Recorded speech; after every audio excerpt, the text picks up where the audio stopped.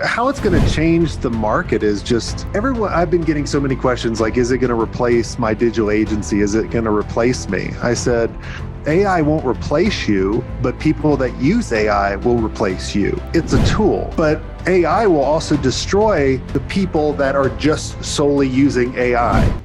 Hi, I'm Lucas James. And I'm Jordan Ross. And I'm AJ Casada. And we're the co-hosts of How to Scale an Agency. After scaling our own agencies to over $185,000 per month in sales and working with agencies doing hundreds of millions of dollars in revenue like Hawk Media and Neil Patel, we've made this show to interview the top digital marketing agency owners and highlight the fastest ways to scale your agency. If you would like to join the best digital marketing agency community on the planet and let us help you scale, go to twiz.io to sign up today.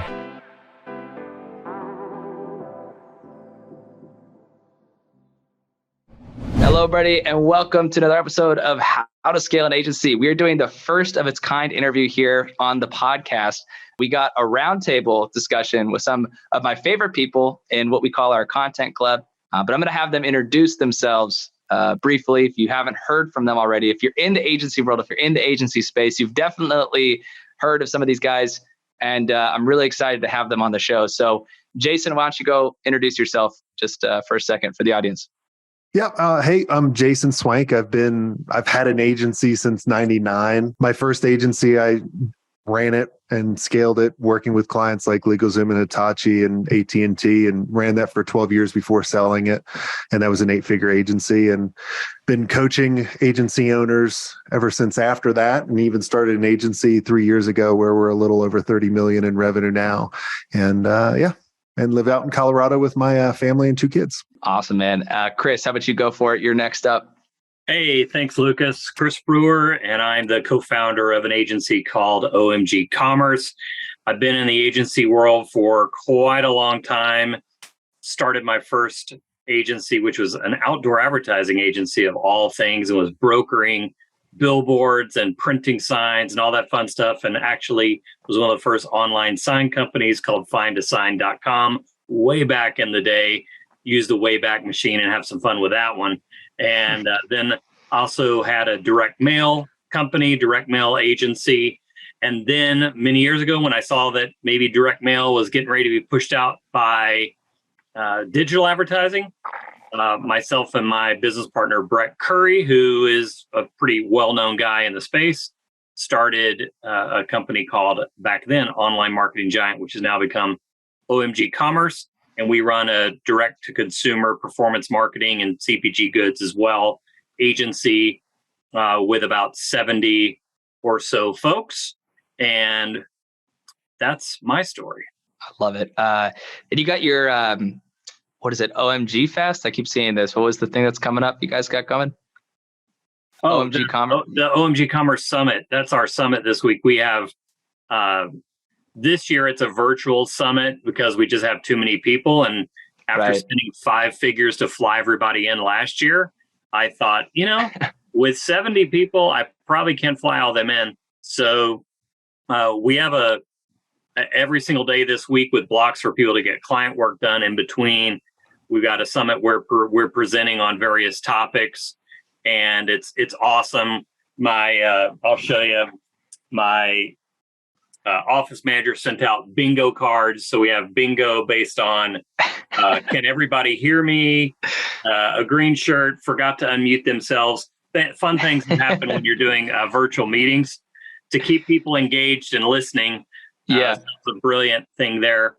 And we had our AI brainstorm today. I know we're going to probably talk about that. So yeah.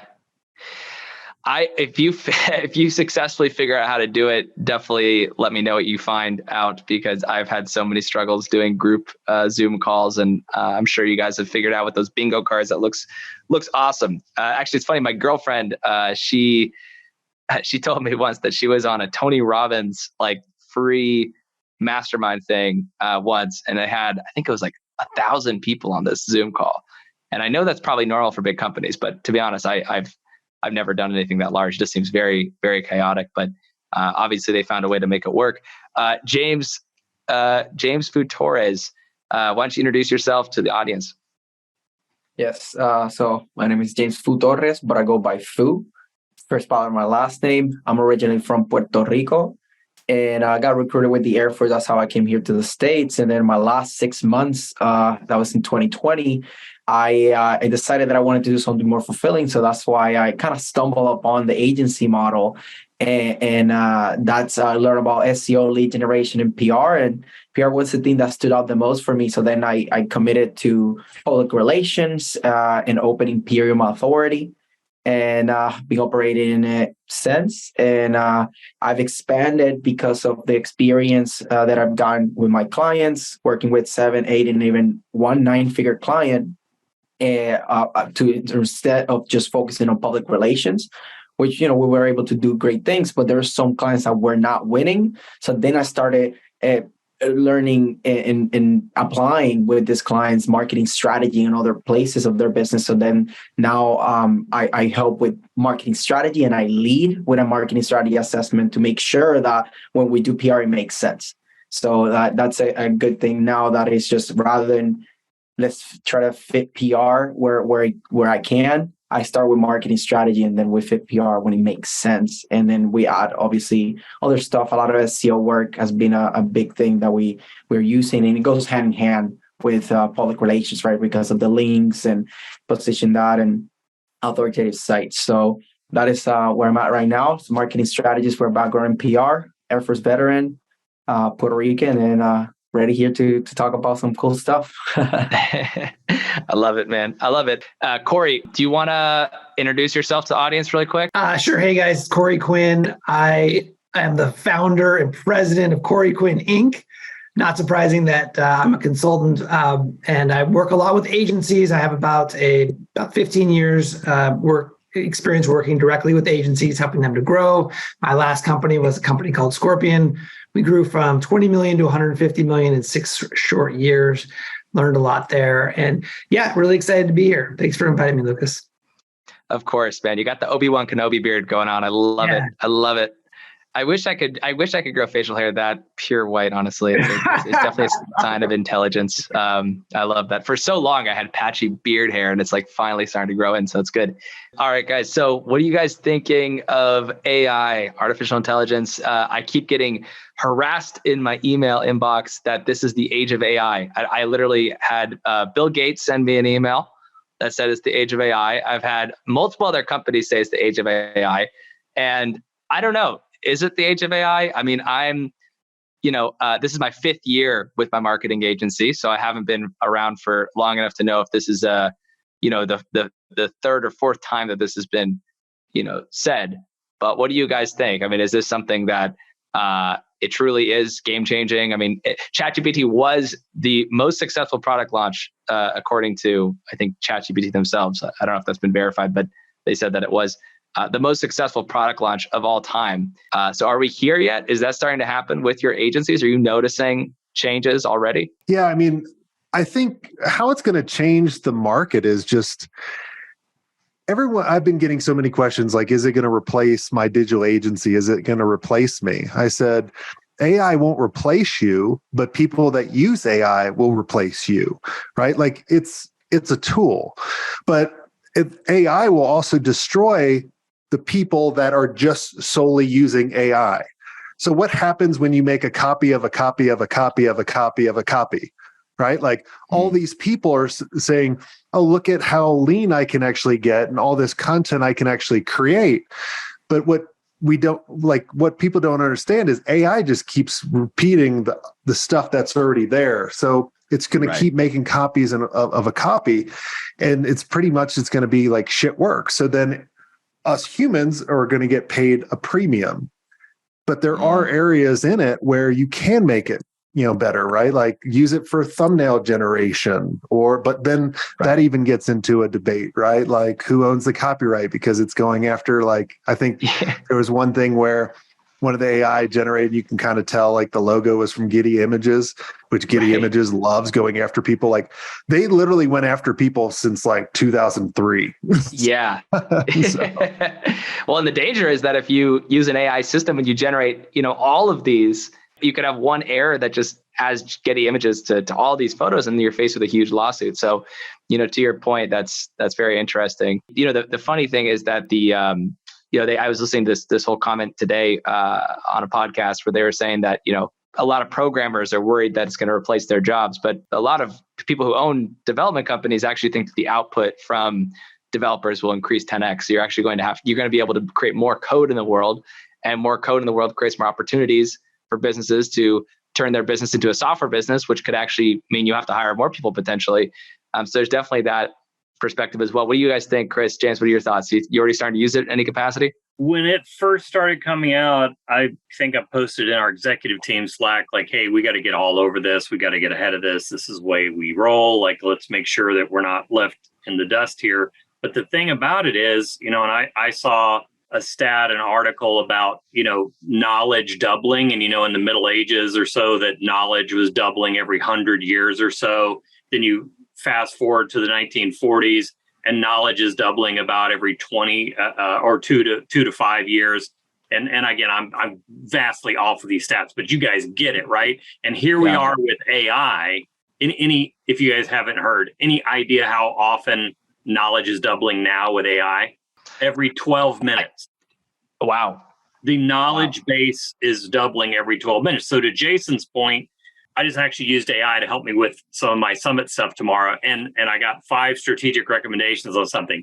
But they're so boilerplate. Like I could have gone back and forth with prompts and things like that. Right. Refine it, but it's so boilerplate and basic. And it's going to help with talking points. And maybe it'll evolve. But one thing I know about business owners, they are, for the most part, lazy in education. And they're going to still want an agency to do the AI part for them. Yeah.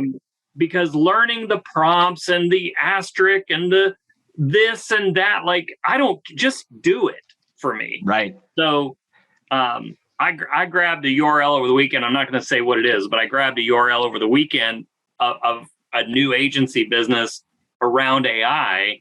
And then I just thought, I just wanted to grab the domain because I just think, this agencies are not going to become irrelevant. But to Jason's point, if you're not embracing some of the technology and also talking it up with your clients, the clients are going to start thinking, well, this agency's not using AI. I'm going to go to this agency that's using AI.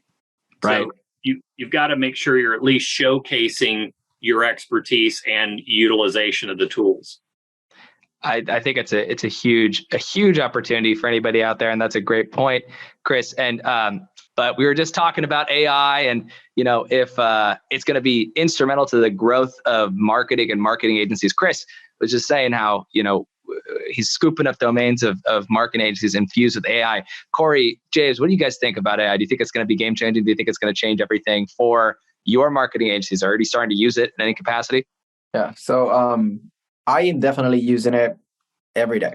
I mean, being in PR, obviously use it for getting ideas for articles, getting rewrite certain parts or add things. And I always have to edit it and make it my own. But it's so much easier to work with some ideas and then fill them in than just coming up with a blank paper, right? And one thing that I've been using that is pretty cool, I use Otter AI. So I either transcribe videos that I already have, or I straight up start recording directly on Otter AI. And it's like, look, this is the idea that I want to get across. And I just go at it with no filter. And it's like, this is my ideas. And then I take that transcript, put it in ChatGPT, and then give me the main points of this. And then I make that a post, I make that an article. I use it for reference for any type of content, really. So even for short, for doing a short video form, it's like, look, this is what I want to talk. And then I put it in ChatGPT, and then it's super bullet point and easy. So it's like, okay, this is what I'm actually going to do in the talking head video. Right. So those are the things that I'm doing. I'm also after I record video, then to make the caption for social media, I made it there, and I put it okay, make it short, make it sweet, make it this, and it is cool, right? Most times I gotta edit, but it's so much easier and just speeds up the process. So that's how I'm using it every single day, just transcripts, and then put it in ChatGPT, help me with title ideas. For Right. example, and I even tell them like, imagine you're a journalist, or pretend you're a journalist of a national publication. Like, what would you ask this person? And then I ask those questions, and then I can use them to ask my clients or ask people. So it's pretty cool to have like, it's officially ChatGPT is an employee of my company already. It's an assistant. Yeah, that's such an interesting way to put it, to be honest. I hadn't thought about it like that, but yes, having it be almost like an employee of your company is hugely additive to the world. And also, guys, by the way, I want to get Corey's take on this, but feel free to just hop on in. Like, we don't have to go one after another. If you want to comment on something or ask someone a question, feel free to just jump in. It makes it more lively. But Corey, what do you think? You think is it useful? Have you started using it instrumentally right now to your business? Well, I'll put it this way. I've used the word prompt more in the last 2 months than I have my entire life. Yeah, I'd say that's the same thing here. It's the new buzzword. Creating prompts is a new skill set. So I try and use it as much as possible in the work that I do for all the obvious reasons. What I think is super exciting is that I believe that this is the beginning of a revolution, of a transformation of everything across all domains. Digital marketing for sure, but healthcare, technology, software, commerce, service business. And the crazy thing that at least occurs to me is that we don't know where, we don't know what that future is going to look like yet. Like, we don't know where the biggest impact is going to be. Of course, everything's going to be touched by this, but where that's going to be is super exciting. And I think it is, as I think Chris was mentioning earlier, it's a required skill, and those agencies or any business owner who decides to not embrace this will seriously risk getting left behind. I'm also curious too, where are you guys seeing the innovation around this tool in your companies? Because obviously, I think we all work with different, numbers of people at our organization and have employees or contractors or whatever it is.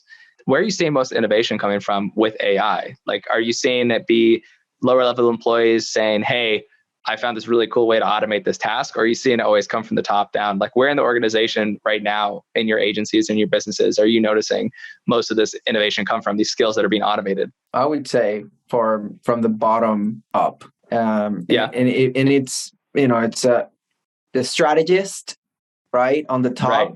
The people leading. Those are things that you're never gonna just trust.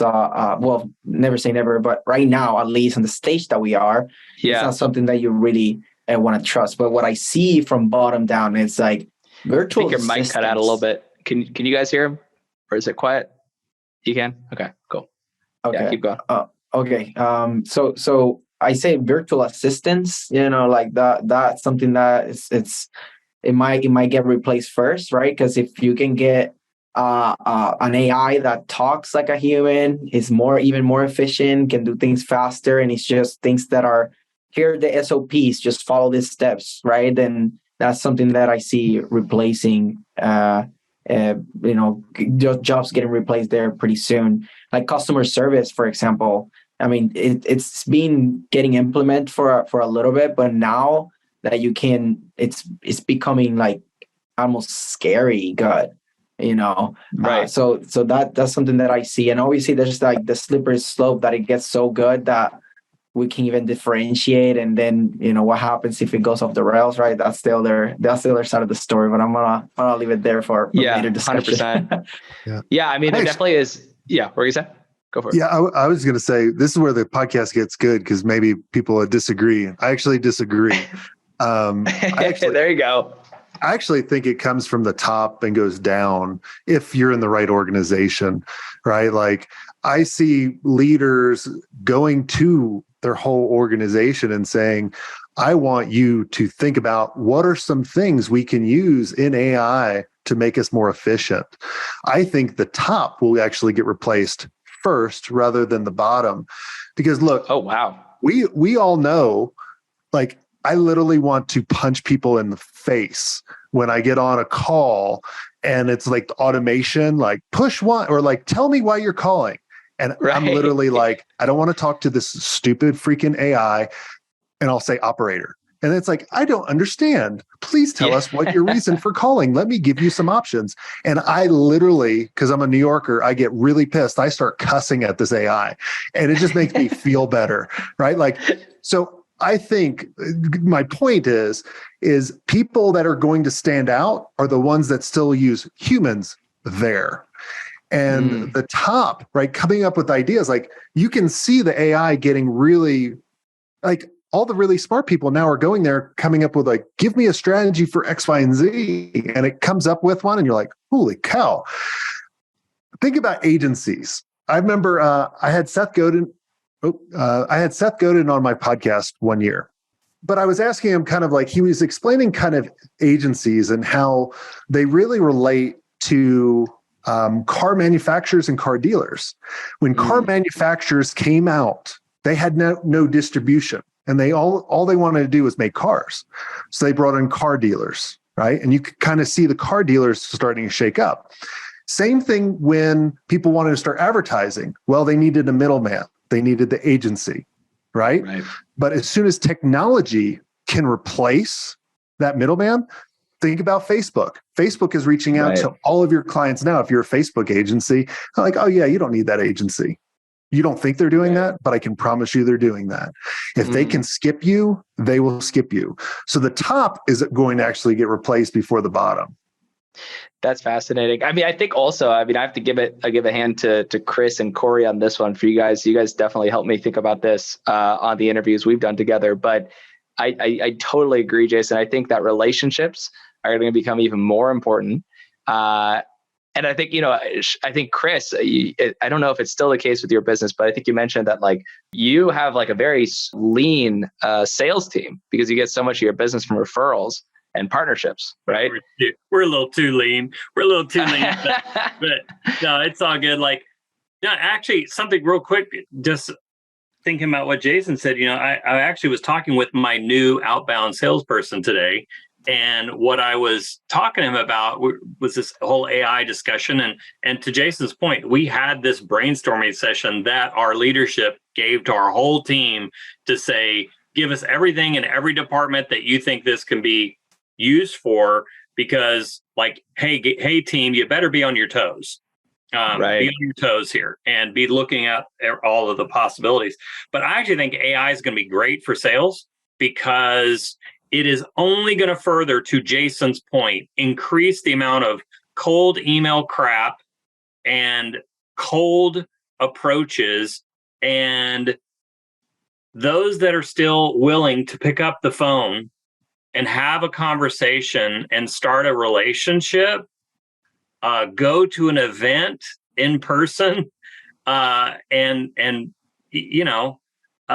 think still human beings are human beings. Watch this. I'm about to tie a prison documentary into this topic. I was watching this prison. As long as it doesn't have the shower scene in it. Stop.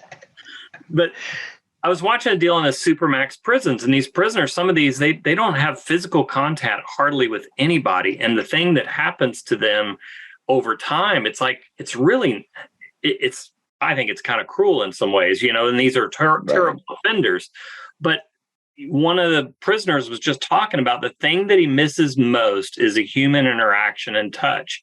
And if we are already in a generation that is creating their own Supermax prisons with smartphones and social media and things like that. So those that step out of those confines and into relationship, I believe, are the ones that are going to thrive. I have two quick comments for that based on that, Chris. I think it's super interesting what you shared. My wife is she's a physician. She's a psychiatrist.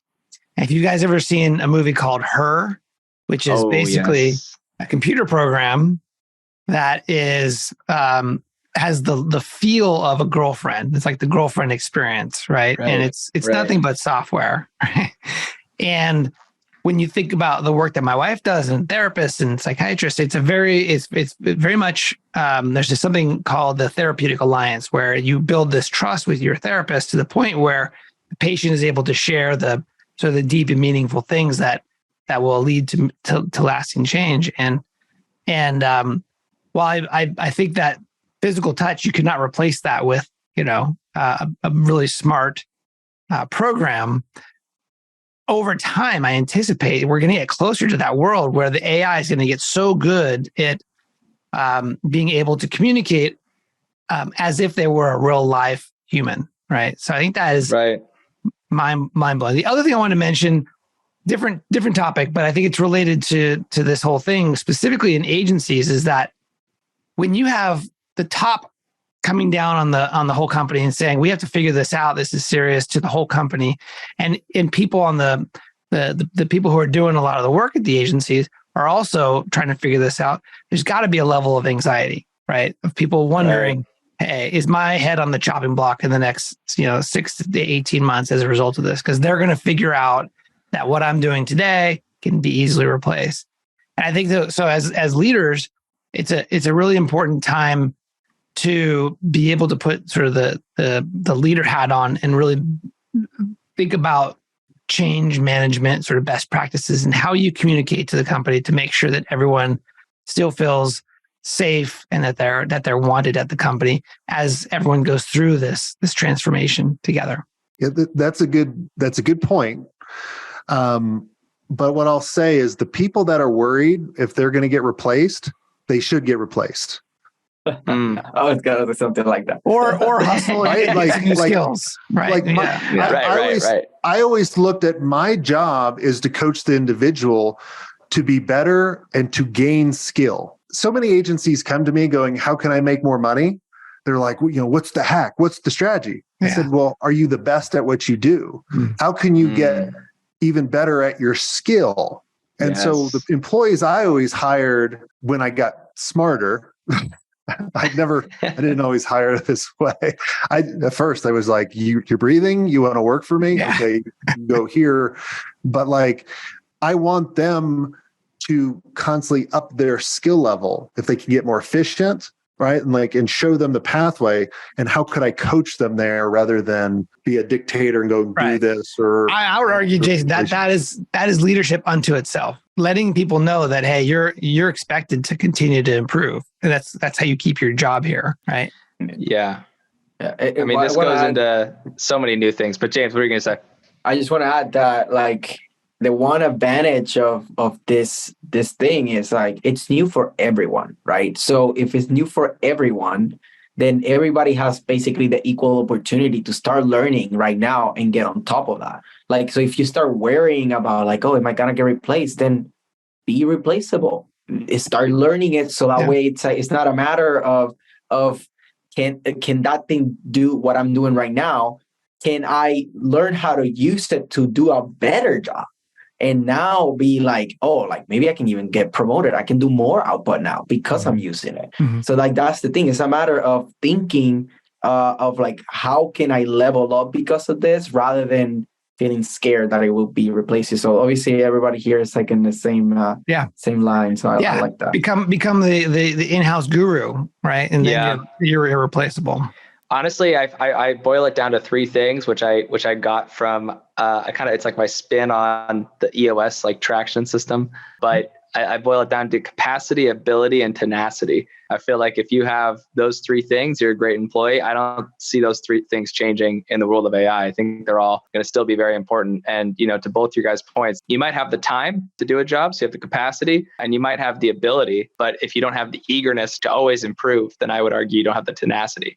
And that's what I've really been looking for. I do want to comment on one thing that's kind of like a subvariant of this whole topic, because I don't know if you guys have experienced this with newer agencies and also newer businesses, but because we all sell a service and have all actually had success scaling a service business, I have been noticing that for a lot of the people I work with, especially people who are just starting to scale, they make one critical mistake when it comes to closing people, which is they don't actually build a relationship before the person buys. And I'm curious, just anecdotally, how many calls do you think would you tell somebody you probably have to take with somebody on average before they buy your product or service? How many relationship building calls do you guys, and I'm just curious because I want to check my own hypothesis on this. I have a certain answer, but I'm curious what your guys' answer is because it relates so much to this world of AI because everyone's trying to get it to be like one call closes. You see a pitch deck, you hop on a call, you had an AI send out 30 emails, you get them on, they buy. They don't even have to talk to you. It's like a cash flow money printing machine. That's what everyone's selling right now, is they're selling that concept. And maybe I'm wrong, maybe that exists, but I'm curious to see how deeply do you have to build a relationship with somebody before they buy from you? What's your take on that? I'll just go real quick. Like, our whole process is built for multi-touch, just ourselves. So someone's going to touch our website. They're going to have a discovery call, but in between the discovery call, they're going to have a couple of interactions with the team. Then we're going to have a follow-up call. If they go to the next step, we're going to have a strategic audit review, which then they get another hour with other members of the team to go through that. So I'm just thinking off the top of my head, there's going to be 3 to 5 meaningful touches, but and 3 for sure before we even ask them for the order, bare minimum. That's extremely fascinating. Do you guys have any thoughts on that? I think 3 is my number 2 on average, typically less, rarely less than that, unless they are highly referred or they, there's certain circumstances. But today, I think ultimately in the agency business, based on my experience, the buyers are not that sophisticated to understand the sort of the nuts and bolts of the digital marketing world. And so you're not going to sell them on that, but you're going to sell them on trust because they ultimately are going to need to trust you with their business. And it depends obviously on the type of business you service, but in my experience, we would work with attorneys as an example. And internet marketing for many attorneys today represents a significant part of their business. So it's a big decision for them who to go with. And they have to ultimately go with their gut. And the way that we went to market was really heavily focused on being what we called their trusted advisor. And so we would treat the conversation not transactional, but more of a consultant coming in and understanding the entirety of their business and the specific pain points that they had as a part of the sales process. So interesting. So interesting. You guys have anything to add, Jason or James, on this topic? Yeah, I mean, it all depends on the brand and how you position yourself. Yeah. And after you build the brand, like I look at it in kind of a 3-step formula, right? You have to have clarity of who you're going after. There's too many agencies out there that have no freaking clue. They don't want to exclude anybody, but they're not willing to market to that one type of industry, right? Like we went after one of our niches, and you can't have more than one when you start. You can build on, right? Kind of like Facebook did, right? Like they went after Harvard and then Ivy League schools and so on and so on, right? You can't just say, I help everybody. You're an idiot, right? Like it's just, it's harder to do that. You're not an idiot. It's just harder and you haven't figured it out. It's kind of like going to that Vegas buffet. You got to try out everything. And when you get sick on the crab legs, you're like, oh, I don't want to have any more crab legs. I can go to this other. But after you figure out the clarity, it's about positioning. How can I position? Most people that engage with our agency Mastery and work with us, they listen to the show for 3 years. Wow. 3 years. That's so crazy. Everyone else going after, right? Like they don't have the patience. They need to bring, right? So they're pushing more and more. So when people come to us, we're also not closing them right in the first call, but we're also not pitching our core service on the first call. Yes. Preach. That's the key, right? So our first call is like a triage call where we're trying to diagnose if they're right for us. Can we actually help them? Do we want to help them? Then the next call is about positioning a paid strategy with them. And like, for example, Lotus Cars called us for a website. They were coming up with this 4-door car that was, this was early 2000s. It was called the Evora. I don't even know if it's still around, but everyone, they wanted a website. So everybody was putting together their website proposals. I said, all these people are complete morons. You shouldn't go with them because they have not dived into the strategy, because I asked you some questions. You couldn't tell me the strategy. So let us help you develop a high-level strategy together. Yeah. And then from that leads to the next and maybe a smaller project. And then that can lead to being the agency of record for the retainer. And I can't tell you how many people do this. You're going to close way quicker. You're going to see if that client's a complete moron. You can tell I say it how it is. Right. So like, that's what makes the podcasting fun. Right. So, but yeah, so that's how we would always do it. That's fascinating. That's fascinating. Yeah. I think it's, I will say, I know that we kind of dovetailed into that conversation from the AI one, but I think it's fascinating because I've just been seeing now that the majority of inefficient businesses and agencies are too impatient.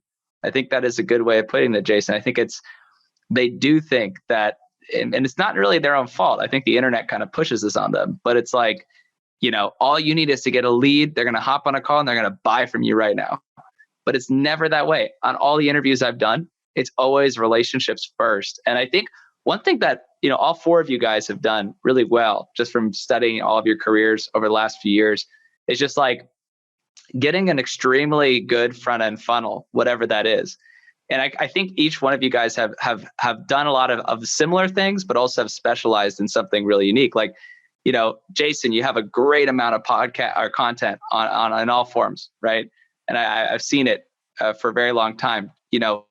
James, you got the podcast. Corey, you've got many different things, but one that has obviously struck a chord is the whole cookies thing. It's been like, that's been fantastic. I've been using that all the time. Chris, you're like the referral king, like the partner of referral, the referral king. I feel like you get more referrals than anybody I know. And so it's like, it's interesting that we've all built that as the front end funnel. And if you have a good front end funnel, then honestly, the rest is just meeting with them long enough to form a relationship. I feel like that's pretty much it. I just want to say, like, I resonate a lot where everybody says, especially Jason, because when you make your content a place where people can get to know you, especially, through podcasts that is kind of raw, then you add on like the talking head videos that you're talking directly, addressing very like specific things. And when you also do content, like I've been doing short videos where I talk about like, oh, does PR even works? Like, what is it? Like all the objections to it, lead with those objections that you're already getting on the calls, you put them in the content. Then when people that content it's like your sales rep in a way, right? Like it's answering those questions already. And then when they get to you, they already feel like they know you because they've been eavesdropping basically into your conversations with very high level people usually.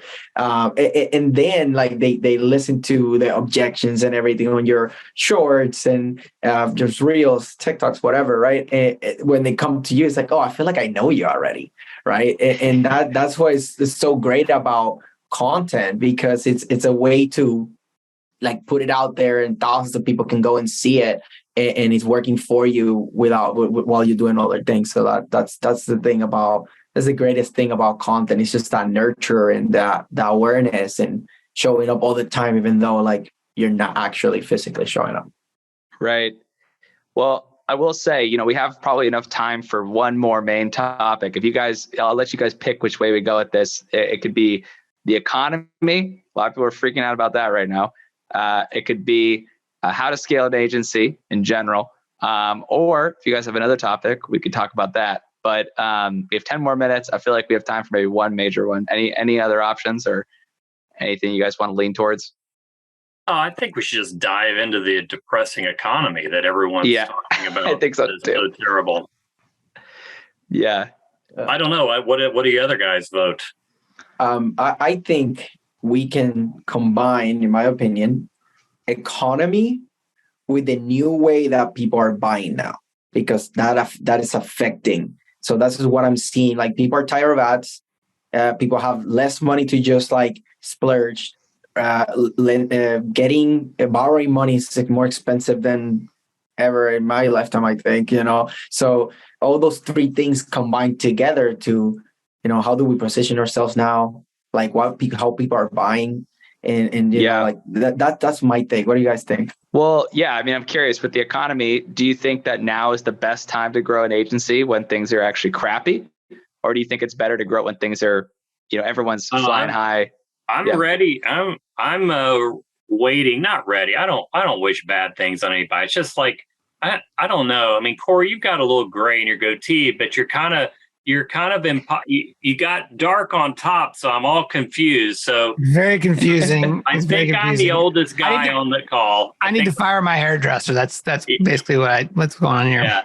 So I remember. I like you more and more, Chris. You didn't comment on my age, so thank you. That's because your stunning good looks just cover up. I have no clue. I even like you even more. So he's a good liar. No, but I remember, like, I was a kid in the 70s when there were gas lines, and you could get a house mortgage in the double-digit percentages. I mean, people forget that things go in cycles, and yes, inflation's really crazy, but if you, I get an email from a great guy named Eamon. Oh gosh, I'm gonna forget his last name. Edgewater Research. I remember he's not that great. You can't remember his name. I always get him confused with the Golf Week, right? Ray Dalio. But anyway. Oh yeah. He came out with reports on Walmart and Target, and Walmart and Target are both reporting that they're starting to get cost savings from suppliers. That some costs are starting to come down.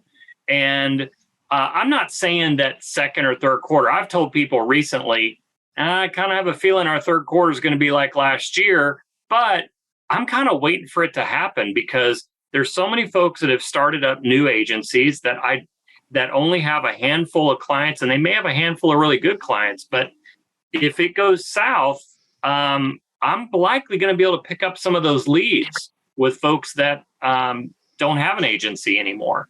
So I'm kind of like, there's opportunities in down times and there's opportunities in good times. I think where a lot of us missed the boat was we all thought, at least for us, that all of that e-com growth that we had, that it was going to stick to a degree. We thought it'd fall back some, but we didn't realize it'd fall off so much. So it's just going to take a few years to catch up at the regular pace, and I think we'll be fine. What do you guys think? If you guys can deliver result, like I'm working with an agency right now, I'm getting ready to fire. Literally, they always talk about, oh, your open rates are great.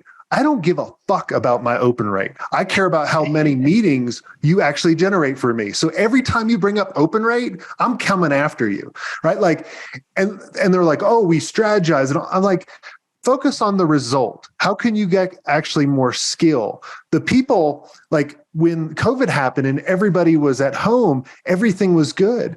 You could look good and do like a half-assed job. Now things are getting more tight. People are not going to get rid of the things that are actually making them money.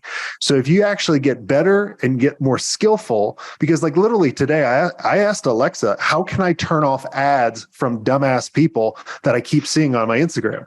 It didn't even have an answer for me, right? Well, the answer is the crappy economy that people think is coming. But here's the deal. The crappy people will go out. I started my business in 99. Okay. I went through the dot bomb. I went through 9/11. I went through 08. I went through COVID. I grew every single year, every single time.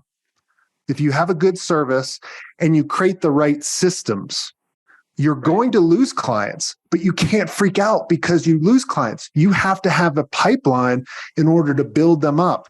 You also have a pipeline to follow back up. I can't tell you how many people will cancel with you, but they come back because they went to a cheaper solution to realize that cheaper solution was a turd in a bowl, right? Like They just couldn't do anything.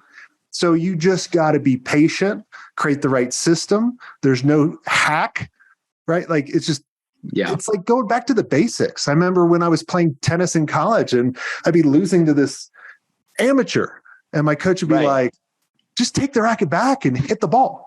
And I'm like, oh, I wasn't trying to think of like, let me get this top spin so it hits the tee in the court. Like, I was like, no, just hit it back. Let them make the mistake. It's so critical because like people, I think it's also just doing what your clients think generates results and not what you think generates results. Because I heard this recently from a social media team, right? They were like, oh, we get them all these views. And I was just thinking, yes, But but the clients don't care. Doesn't matter how good you are at it. They don't care. They're going to keep it. It's so hard to change human nature. That's the thing. It's so hard to get them to not think short term. Right. And so, yes, you probably want to have things in place to help them in the long term, but you got to give them that what they want and what they need every month. Otherwise, they'll leave. And I made this mistake a lot early on, but I think we saw from the last recession when we had our agency ding for a little bit, and then we kind of corrected, and then it grew because we started giving people what they want. But that's definitely what happened is we changed our mentality. We were like, look, it's not what we think is good. It's what they think is good. That's what's most important, right? Yeah. If you sell a steak and you give someone the bill, they better have eaten the steak. Don't give them a biscuit. Don't give them mashed potatoes. Don't give them a burger. I'm loving these. Don't give them Spam, right? Like, and fake it as a steak. Like, give them the steak. You have to figure out what is the steak that people want. That's it. Yeah, and I think in today's climate, I'm with you, Jason. I think in today's climate, companies will continue to find a way to pay for new revenue, right? And so, as an agency, if you could tie your services directly to revenue and find a way to help your customers drive revenue specifically, then I think you have a better shot of keeping that business with you versus losing it to someone else who's trying to do the same thing. Yeah. And Corey, that makes me think of our favorite new question when we have those, as Jason put it, those kind of, are we a good fit kind of initial meetings is we're asking folks, what is your source of truth? And because we've got to get on the same page with them. Are they a North Beam person? Are they a triple whale person? Are they a Hyros, which I hardly ever hear? Well, I don't know what happened with them, but all of the things right now that are going to lead to, we went through that whole phase of all the data shift and all of that. I mean, and Jason's right. Think about all the craziness, just crazy that's been going on over the last 10, 15 years, and we're still here. So I think, finding out what are those things that are going to resonate. I love the steak analogy. I think we've got a fantastic headline for your podcast, Lucas. We've got Vegas buffets, prison documentaries, and steaks. Like, if you're not going to listen to that podcast, I don't know. I love it. Well, I think that's a good note to end on. I think because we're approaching the hour. But this has been so fun. I have to say, I've been wanting to do these for a long time. A lot of my favorite podcasts I listen to have a group chatting about things and people who actually know what the hell they're talking about, right? That's actually like the important part. And you guys all do. It's good to use the H word because Jason broke the F barrier earlier. Yeah. So, we got in the podcast. You can bleep that out if you want, but it has more. I think I'm pretty sure I have explicit on. I think I have explicit on. I mean, there's been enough swearing to go around on the How to Scale an Agency podcast last year and a half. So I think we're probably good, but let's just end this by saying, where can people go to find y'all? And we'll put it in the show notes for anyone who wants to continue jamming on this later. But Jason, where can people go to find you if they want to connect? Real easy domain name that no one else can buy because I own it is Mastery.Agency, and I won't bleep it out like Chris to tease you. So go to Mastery.Agency. You can find me at my agency, omgcommerce.com, or I'm Mo Marketer on all my socials, Twitter, LinkedIn, because I originally grew my agency in Missouri, so Mo Marketer. All right. James, what about you? Mine is the same username everywhere, James L, as in Louis, Foo, F-O-O. That's my username everywhere. Imperium Authority, it's a little bit harder to find, but if you can spell that, imperiumauthority.com goes to my website. If not, then James Foo Torres, you can just Google that and leads to me. Awesome. And Corey, where can people go to find you? All right. So it's my name, CoreyQuinn.com, and that's spelled CoreyQuinn. Awesome. I have a YouTube channel, podcast, a newsletter, all this great stuff that you could access from the site. Awesome. Well, for everybody listening, this concludes our first agency mastermind. We're going to be doing these once a month. I hope all these awesome people hop on next month. And just to conclude, we got Jason F-Bomb Swenk, Chris Beep Brewer, and Strategy Foo and Cookie Corey. So thank you everybody for being on. Super appreciative. I'm very excited for this first episode.